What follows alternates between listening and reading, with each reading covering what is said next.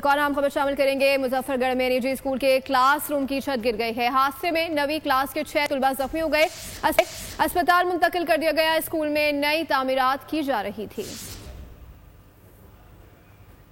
मुजफ्फरगढ़ में निजी स्कूल के क्लासरूम की छत गिर गई है। हादसे में 9वीं क्लास के 6 तलबा जख्मी हो गए, जिनको अस्पताल मुंतकिल कर दिया गया है। स्कूल में नई तामीरात की जा रही थी। रेस्क्यू जराये के मुताबिक स्कूल में नई तामीरात की जा रही थी।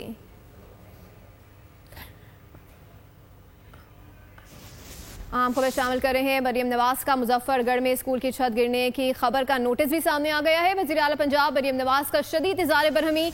एजुकेशन CEO को जाए हादसा पर पहुंचने का हुक्म भी दे दिया गया है। मरियम नवाज से डेप्यूटी कमिश्नर से रिपोर्ट तलब कर ली। बच्चों को फौरी बेहतरीन तबी सहूलियात फराहम की जाएं।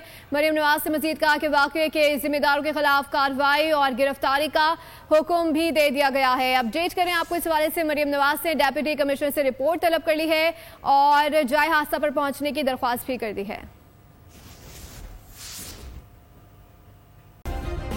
सब्सक्राइब करें और बेल दबाएं ताकि कोई खबर रह न जाए।